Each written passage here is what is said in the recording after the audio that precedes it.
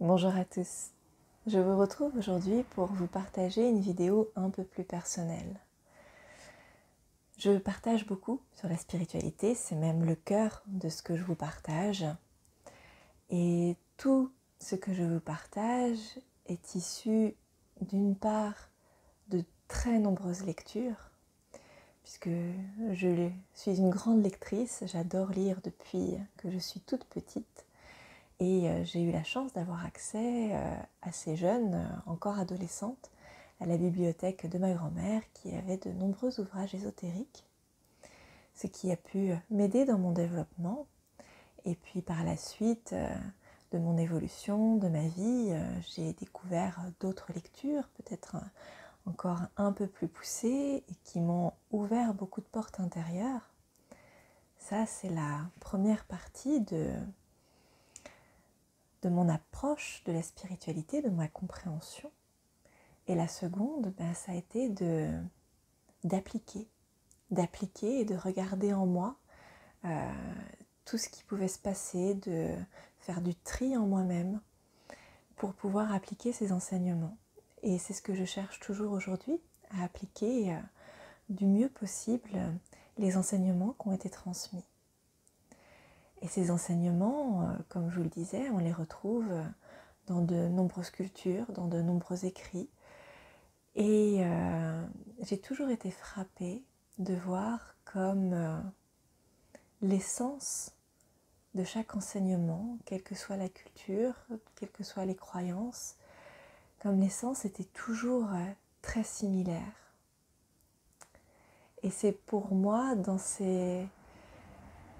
cette similarité, dans ce point où se rencontrent tous les enseignements, que se trouve ce qui est le plus proche de la vérité. Et dans mon parcours, il a pu m'arriver plus d'une fois de prendre ce travail spirituel et ce travail intérieur très au sérieux. Et à force de le prendre au sérieux, parfois ça m'est arrivé de perdre un peu espoir, d'avoir des moments d'incompréhension, de colère. Et tout ça, tout ce vécu-là, a nourri une envie. L'envie de pouvoir partager sur la spiritualité d'une manière simple, d'une manière peut-être un peu plus ludique, où on se prend peut-être un peu moins la tête et un peu moins au sérieux en tant qu'être humain. Et cette manière de transmettre, elle a pris forme à travers un livre qui va paraître là, début d'année 2025, et qui va être édité par une petite maison d'édition qui s'appelle les éditions Maya. Donc ce livre, c'est un conte pour venir parler à l'enfant intérieur en chacun de nous, pour venir parler à notre part d'émerveillement, à notre cœur vraiment, plutôt que de passer par le mental. Parce que souvent les enseignements que j'ai pu retrouver dans certains livres nécessitaient une certaine compréhension mentale. Et là j'avais envie de passer directement au cœur. C'est pour ça cette forme de conte. Donc ce conte qui s'appelle « Il suffira d'une étincelle » raconte l'histoire d'une étincelle de la source de toute vie qui a été chargée par la source elle-même d'expérimenter la vie dans la matière. Et donc comment cette étincelle va passer par différents niveaux énergétiques, par différents plans de conscience, différentes formes, jusqu'à arriver dans la matière, à son incarnation en tant qu'être humain.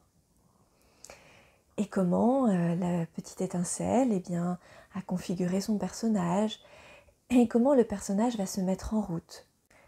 Quels sont aussi les défis que le personnage va rencontrer dès même les premiers instants de vie dans un monde qui est déjà codifié par l'ego, par le mental, et comment cela va impacter son développement, sa vision du monde, pour ensuite ressentir un élan de revenir à la vie, de revenir à la lumière et de rejoindre son étincelle. quel va être son parcours pour rejoindre son étincelle, quelles vont être ses expériences, quels sont les voiles qu'il va traverser pour enfin pouvoir œuvrer main dans la main avec son étincelle à créer un monde qui sera beaucoup plus proche de ce que l'étincelle pouvait vivre lorsqu'elle était encore au sein de la source et mener ainsi à la réalisation de l'étincelle dans la matière. Voilà, c'est tout ce dont parle ce conte.